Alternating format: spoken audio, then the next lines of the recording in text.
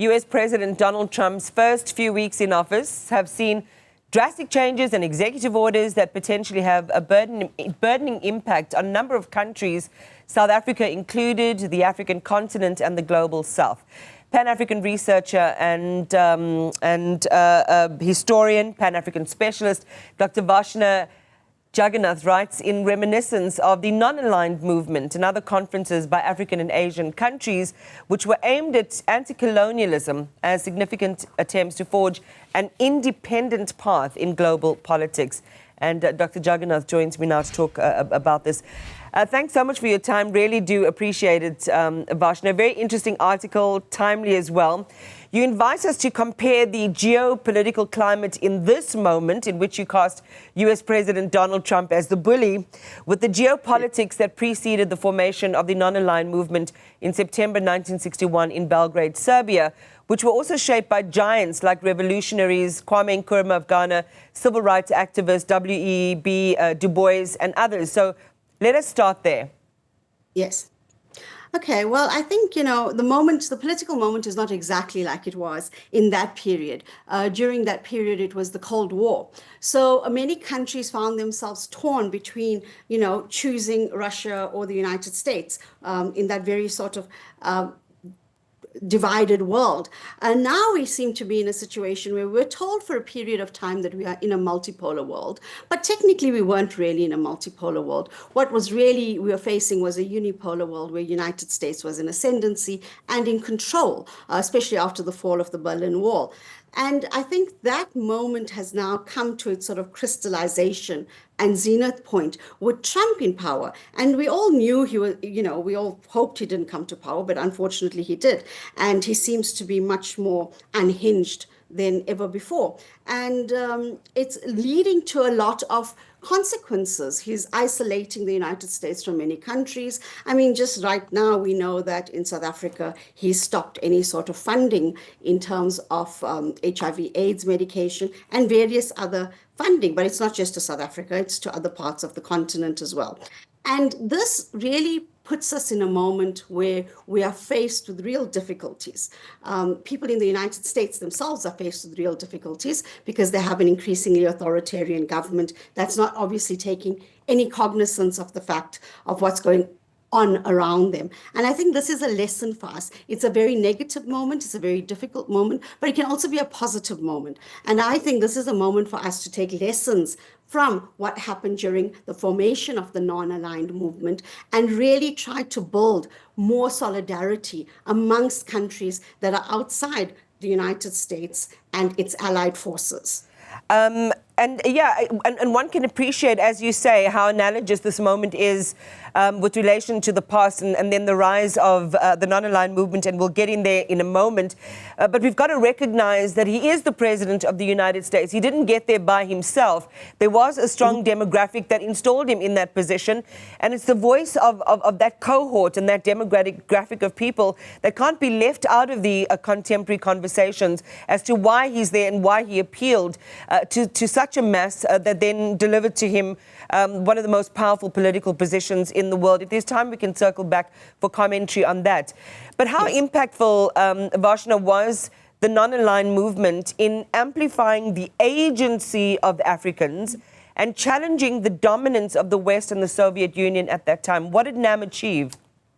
I mean, NAM was obviously, it was an international body, so it was limited in what it achieved in terms of its structure, right? Because it takes a lot to build solidarity between nations, because you have independent nations' interests versus collective solidarity and collective interests. But in terms of collective interest, it really managed to achieve a lot. So NAM, the idea of NAM was built out of the Pan-African movement that actually began as a reaction to colonialism and a way in which we can get Africa to think about itself as a collective and as something that can emerge independent from the colonial condition. And that was in the 1945 Manchester Conference. And as you mentioned, it was finally sort of crystallized in 1961 at the conference in Belgrade.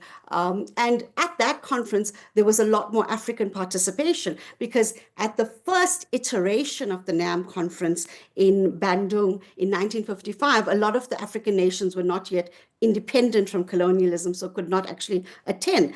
But once it was actually formed, they were able to really create a political bloc. And, Kwame Nkrumah famously said, we face neither east nor west, we faced forward. And that was really allowing countries a space within this bipolar world structure at the time to chart its own route. And they were really able to win some very decisive victories. Whether those victories were able to be followed through is another question. But for example, they actually pushed the United Nations to declare the United Nations Declaration of Decolonization, which was incredibly important. They also advanced nuclear disarmament. And in 1973, they also got the recognition of basically countries' sovereign rights over their natural resources. And thereafter, they were able to push through in 1974 at the UN National Assembly the new international economic order that looked at the global south of restructuring the economy to favor countries in the global south. And what we begin to realize is that countries at this moment, countries in the global south, realize that a lot of the resources, like today, still sit within the global south. And it's our control over those things and how we use the resources that will benefit us. And unfortunately, we still have a lot of, even though those victories were won in sort of law, we still had the status quo continuing. And I think that's part of the problem, because even today, we find ourselves still implicated. Yes, we have to be within the global economy, but so implicated and entwined within the system where one country is dominating, that country can decide on all of the rules for all of us.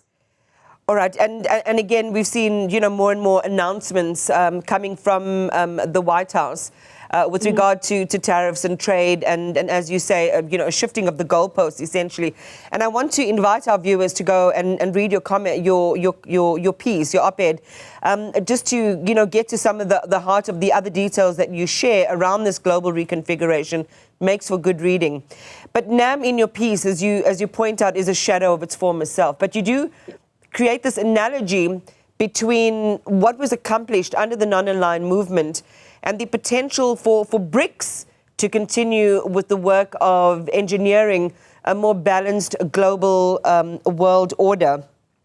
And to achieve credibly what you just said, Kwame Nkrumah said, is for all countries to look neither east nor west, but to look forward. How do you harness that spirit in the context of this bloc towards achieving some of the early objectives of the non-aligned movement? I think one of the things that's a bit different about Brics, and hence it's a bit of a shadow of the NAM movement, is that the politics of Brics and the politics of solidarity within the Brics nation is a bit more to the back, right? And what you have is much more like economic and trade, which is all incredibly important.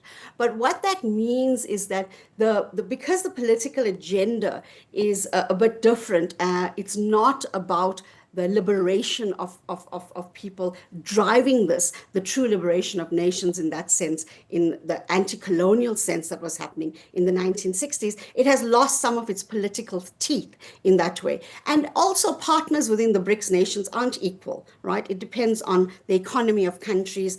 China has, the largest economy, then you have Russia, you have India, and South Africa is there, but we don't really compete in terms of the economic stature to those countries. So the ways in which we interact in those spaces are also a bit limited, because you must remember in NAM, while countries were all just newly out of the colonization moment, so there wasn't like one particular post-colonial nation that was at that time the strongest that could dominate in the scene. So there was much more equity or equalness amongst the nations that were there. So that was something. And I think what we can do is begin to inject some politics into that, that can allow us to grow solidarity around an issue. And so, for example, I speak in my article about the Hague, the sort of Hague moment now that's happening, that was signed, where countries came together on 31st of January in 2025, just this year, to sign. But you'll notice it's not a lot of countries.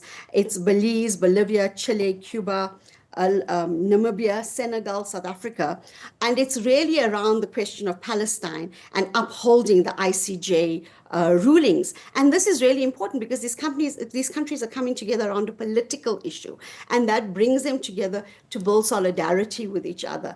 And I Yeah. think those kinds of initiatives can come closer within the Brics sort of family and within the Brics entity, and be able to build more and more solidarity Yeah. between the countries. Well, Because it's yes, we do yeah. need to have our independence, sorry, but we also need to feel that solidarity amongst each other. All right, well, let's pick up then in closing on the theme of the shared interests. And you write in your piece that, and you reflect on comments made by U.S. Secretary of State Marco Rubio, that there is a real possibility, your words, that Rubio's petulance could in fact engender a new sense of shared interests amongst many of the other countries or the other states as they confront the alarming and reckless behavior of the U.S. under Trump's presidency. You talked about the Hague moment, but maybe share as well more broadly how this can be a moment of coalescence for countries that feel like they're on the outside.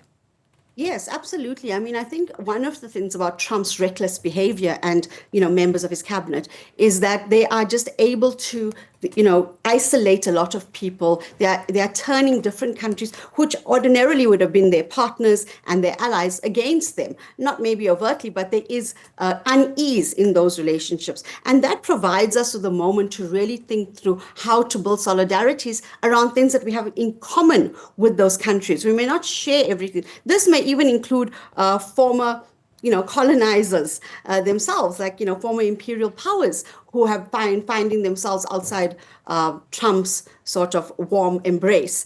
And I think that's something we're going to have to do. But also, Iman, we need to build our own independent sovereignty outside of the solidarity. And as a continent, we need to do so. There's some really exciting and interesting things being done in West Africa right now. And we should be looking to them.